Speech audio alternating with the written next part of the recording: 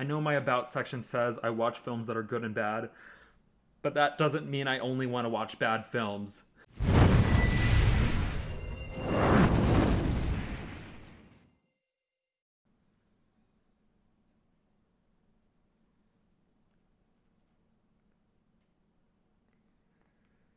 You know, I'm not very happy right now. I've been reviewing a whole lot of bad films lately, and I thought this would be the end of it, but I was very, very wrong. Screw you, Disney. This is Artemis Fowl.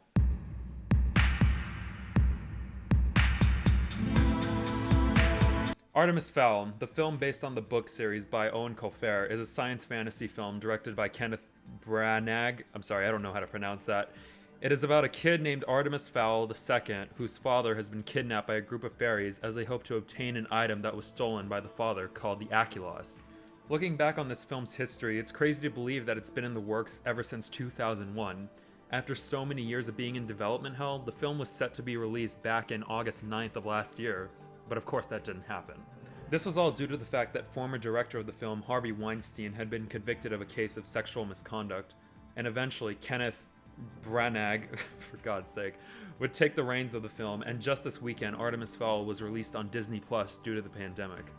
It was pretty shocking to see Disney do this, considering films like Mulan, Black Widow, and The New Mutants were all supposed to be released earlier in the year, but instead of releasing them on Disney Plus, Disney ended up pushing their release dates to later in the year.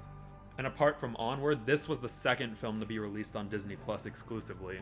Now, before watching this film, I was pretty interested in it, and it looked very exciting to watch, but I was scrolling through my Instagram discovery page and stumbled across a post that said it had an 11% on Rotten Tomatoes.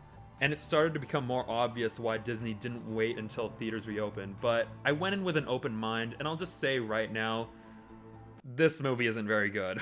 Starting in the beginning of the film, we see Josh Gad being interrogated, and right here is where the film really started to worry me. Before I explain why, I just want to talk about Gad's character very quick. Gad is the outcast dwarf for being too tall. Stupid. And for the whole movie, him and Judi Dench are talking in these chain-smoky voices, which started to make my ears bleed every time they were on screen. You would think that with fairies and dwarves, they'd have different kinds of voices. But when you hear them talking like this, for about 90% of the movie, it starts to get really annoying, and you can't focus on the story, only their voices. In terms of why the beginning started to worry me, the first 10 minutes of the movie is exposition hell. And yes, it's very important for the story to give audiences much information about the plot, characters, etc. But the most important rule when it comes to this? Show, don't tell. And throughout the film, Gad randomly pops in to narrate the story and tell the audience about the characters and what's happening in the story. And the way he narrates is so on the nose that it gets to the point of just being ridiculous. Artemis Fowl is a smart kid. He knows everything. His assistant is trained in martial arts. This is the world of the fairies. Let me tell you how this story unfolded. If you're going to be talking to me like that, I'd rather go and read the book and not watch this god-awful movie. And for the actor playing Artemis Fowl, Fergus Shaw, he's making his film debut here, and I feel really sorry for him. Not just for the fact that this movie's a huge mess, but for the way he acted for the whole entire thing. His character is supposed to be the know-it-all kid, which for me just played out as irritating from start to finish, and the fact that he had absolutely no emotion in his performance really made it worse. It's almost as if they wanted to do one take for this kid and then just move on to the next scene because they were just too tired of holding this film for so long. In terms of the plot for this movie, I don't think I can give you a clear answer of what it actually is. It starts off with the generic plotline of the father getting kidnapped by fairies, and he's stuck with this robed guy, which we really never learn much about, and who we think is the main villain. Then it becomes this plotline about one of the fairies, played by Laura McDonald, wanting to become like the top fairy or something. Then it becomes a plot line about the humans and the fairies wanting to retrieve a MacGuffin called the Aculos.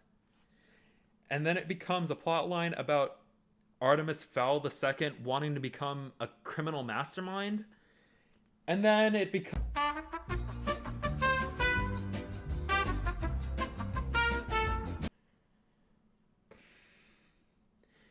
It was such a huge mess that I had no idea what was going on. It also seemed like most of the time was spent in the world of fairies instead of with the title character, Artemis Fowl. For every minute that he was on the screen for this movie, it seemed like the movie spent about 5 to 10 minutes with the fairies instead. And look, if you're going to be showing the fairies a lot more than Artemis, then how about make the story about them instead? Or just make a spin-off film for this franchise that they were trying to build. Which probably won't happen anymore. And I'll be honest when I say that about 3/4 into this movie, I was starting to fall asleep because I was that bored. My eyes were closing and I almost fell into a deep sleep, but I managed to power through despite how boring it was. And as I've done with all the movies I've talked about on this channel so far, I was trying really hard to give it my full attention and I was taking notes to prepare for this review. However, I barely got anything for what was given because I was just that confused and bored out of my mind. I think the only things that I can take away from this movie is how it tried to be like other kinds of movies. Good movies. The moment I saw Josh Gad's character, I immediately thought of Hagrid from Harry Potter, Fowl and his assistant, whose name I can't remember, dress up like the Men in Black, and there's even a sequence where the fairies do the little neuralizer routine on a group of people. I mean, why? And the random hooded villain sounded like Palpatine from Star Wars. Your father stole something from me and hid it. Execute Order 66. I think it's pretty obvious from all those little references and from the performances of the actors that they had no idea what this film was trying to be. If you have or haven't watched this film yet, all I'd have to do is send a warning to longtime fans of the novel because I know you're going to be more disappointed than I was with this film. I really had hope for Disney considering that their live-action film history hasn't been the best in recent years, and it seemed like this was the film that was supposed to change our minds on the whole thing. Having spent 19 years developing this film, it's such a shame to see Artemis Fowl flop as hard as it did. With bland performances from the actors, no real focus, an ugly aesthetic, and just a lot of confusion. I'm confused right now. I'm probably going to be forgetting about this film really quickly, and I ended up having more questions than I did answers. You know, I've been on such a streak of watching bad movies lately, and this film isn't going to avoid the score I'm about to give it. Artemis Fowl, you are nothing but foul, and I'm going to have to give you 1 out of 10 sunglasses. I'm Artemis Fowl, and I'm a criminal mastermind. You know, I have no knowledge on these novels whatsoever, so for me it wasn't really the most disappointing thing like Son of the Mask or John Henry. But like I said before, if you're a longtime fan of this novel series, you're going to be very disappointed. And I know that for a fact.